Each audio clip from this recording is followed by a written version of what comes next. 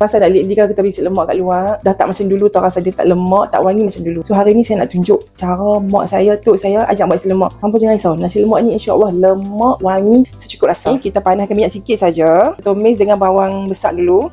Okay, lepas tu kita ada kulit kayu manis sikit saja, mengalawang pun sikit, dan sedikit jintan manis biji. Jangan risau, tak rasa macam nasi minyak nah. Okay, daun pandan 3 helai masuk dah siap. Kita tumis jangan sampai dia garing, bagi dia layu-layu naik wangi je. Beras basmati untuk buat nasi lemak dalam lebih kurang 5 pot beras. Untuk 5 pot beras kita akan guna santan dan ayak lebih kurang 5 pot beras kena kali dengan 1.5 dia punya formula. Jadi 1.5 kali 5 jadi 7.5. So tadi saya guna beras untuk pot ni. Untuk ayak dan santan kita guna pot yang sama. 1, 2 sama ayak, 3, 4, 5, 6, 7, 7.5. So bila beras 5 pot, ayak dia dan santan kena darab 1.5. 5 kali 1.5 jadi 7.5 cawan. Santan saya guna sebanyak 300 gram untuk 5 pot beras. Kalau hampa guna kelapa atau nyok, lebih kurang 1 biji kelapa untuk 5 pot beras. Ni antara benda bahan wajib lah. Ala rincik. Lepas tu ni bahan rahsia dia adalah gula batu. Fungsi gula batu adalah untuk bagi mencantikkan nasi itu, bagi dia berkacau dan dia berderai. Serui orang Kedah kata. Lepas tu orang tua-tua mestilah guna garam kasar.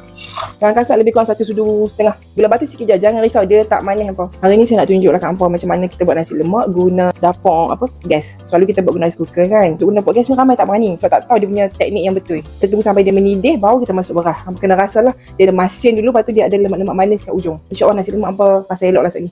Kita masuklah bila kuah santan kita dah mendidih. Make sure dia mendidih buak-buak tu baru hampa bubuh beras. Kita kacau sikit, lepas tu kita biar dia mendidih balik dengan api yang kuat lagi. Okey, dia dah start mendidih ni, hampa kacau pelan-pelan lah.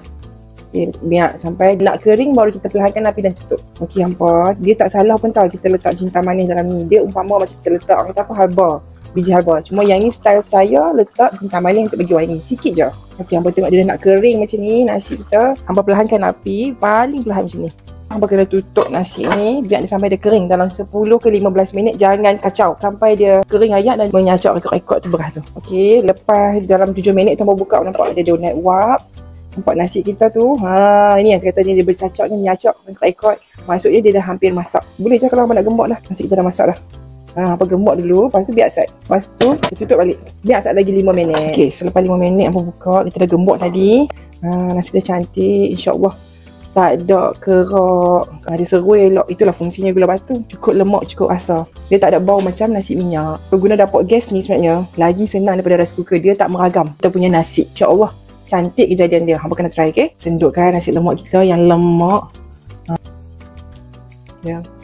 Dia wangi. Memang bau nasi lemak. Dia tak, jangan risau, dia tak bau macam nasi minyak. So dah siap dah kita punya menu hari ni, nasi lemak sambal tomat ikan bilis. Okay, versi Tok Nak, kena try hampa. Memang sangat sedap. Selamat mencuba.